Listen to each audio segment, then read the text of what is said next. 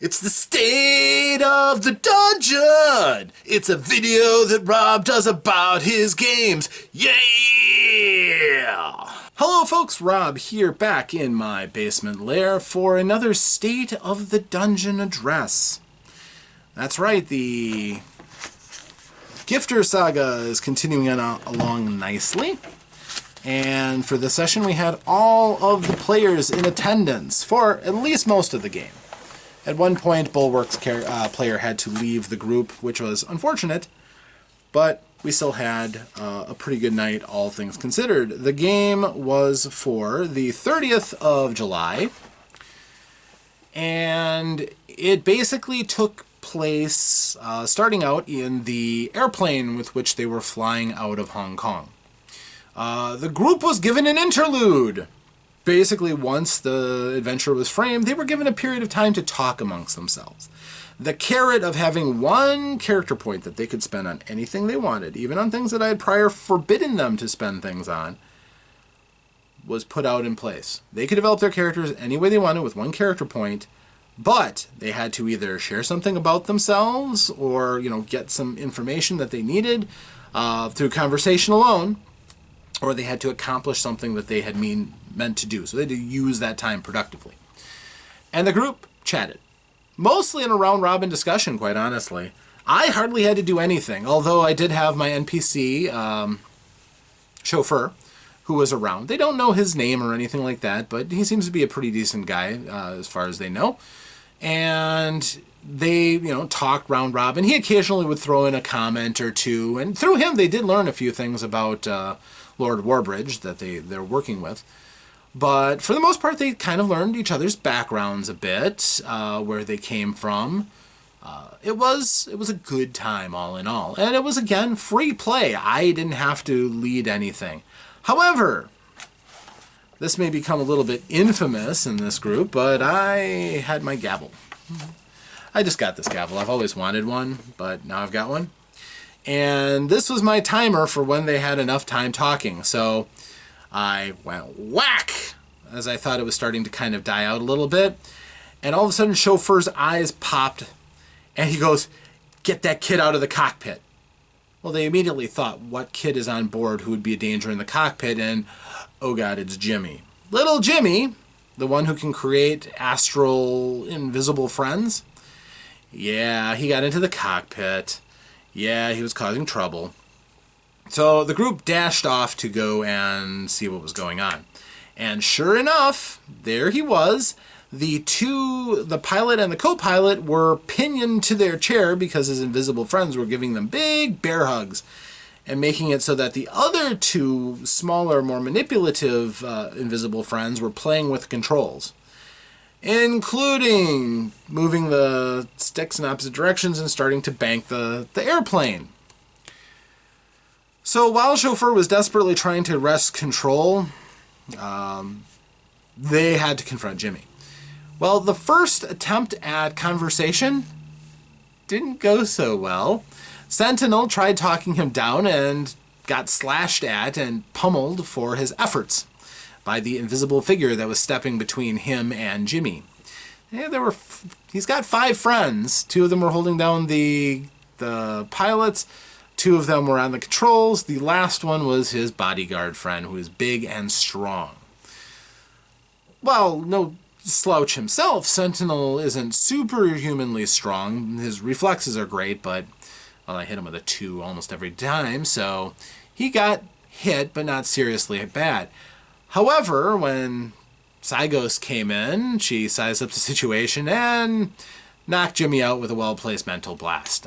Really wasn't a lot of drama to it. Jimmy doesn't have a lot of resistance to psychic attack, and she is a powerhouse when she wants to crank out some damage. So Jimmy is out cold. He is currently comatose from mental damage, so it's going to be a while before he gets up. But the problem was averted, because once he goes unconscious, his friends vanish. So, crisis averted. They went back, and we kind of summed up the rest of the flight. They got onto Guam as their stopover point, and then they hitched to another flight, and this one was going to Canada, where they flew back And really there was no great problems after this point. They managed to get to Canada without any great difficulties. Of course, Muscles was wearing his trench coat and fedora, so nobody noticed that he's 10 feet tall and massive. I love that trope. It's so silly, but it works. If it worked for the thing, it'll work for my campaign for as long as I want. So, of course, sometimes it won't, but that's when it's convenient because it is a flaw after all. But it's enough for them to have to think about it, which is really all I wanted, a flaw. I don't really want to punish and cripple the group. It's not my intent. So, they get back on a plane, fly into Canada, and then they take a vehicle, I think it was a bus, out of the airfield and take it back to Foxhaven. This is their first time approaching by land to Foxhaven. Fenced-in grounds, nice stone arch, Foxhaven above it. And they got in. And once again, they got to the underground parking garage, and there was Warbridge waiting for them. He was in his environmental suit, but I think the group thinks his shtick is a little funny, but it's no joke to him. So he warmly thanked them for what they had done and just said basically, you have liberty time until I can talk to you a little bit later.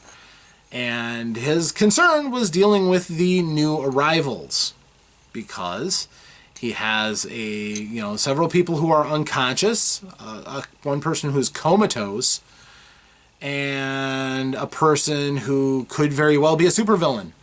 So it's an interesting set of challenges that they gave the group and gave to Warbridge directly. But quite honestly, it was probably the best possible scenario they could have gotten. They have a number of extra gifted that are positively predisposed towards the group. Then came a bit of time where they were allowed to talk to Warbridge. They had unrestricted access to him for about a half an hour. And he asked them about their approaches to some of the different people, what their impressions were, and he gave it a lot of weight in his considerations. Of course, he's moving forward with attempting to talk to them, negotiate with them, understand them to a certain extent. But because of the dangers of revealing too much to the person who basically becomes privy to anything that he looks up himself in his magic book, he isn't able to snoop on several of the newcomers to find out exactly all the ins and outs of them. So he has to play it by ear off of their expert testimony as much as he can. And of course, the notes that they brought back from the ship were very useful to him as well. So they did very well. They did very well as a group. So they were given several days to practice their skills and develop. And in each of those 2 days, they were given the ability to spend 2 of their character points each day on developing their character in something they wanted to do. Which is, good. Constant development is kind of essential in these kind of games, and with the character point system, it begs for it. So they worked on various skills and abilities. Almost all of them are working hard at getting rid of their disadvantages, which there's only one person who seems to really embrace their disadvantage, and that's Muscles embracing the fact that he's huge. But even that really was most of what went on. Bulwark's player had to leave, so he couldn't do anything. They weren't really ready for the next step in the story, which is coming. But they do have something to look forward to. The next step that they are doing is going to be basically a takeover of media, so that they can kind of try to throw down the shroud that the folks in power are putting up over the arrival of superheroes. Somebody is trying to control the narrative, and it's up to the group to try to get their voices out first and to be heard among all the other voices that will eventually crop up. To that end, somebody has actually approached Warbridge and offered services on helping the group look cool, which is, I suspect, going to be something they will embrace.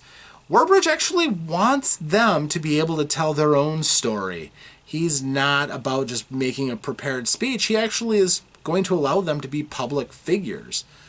As if he could really stop them if they were determined to, but in this case he's encouraging it. He wants them to let people know that they are out to help and are interested in using their powers for good.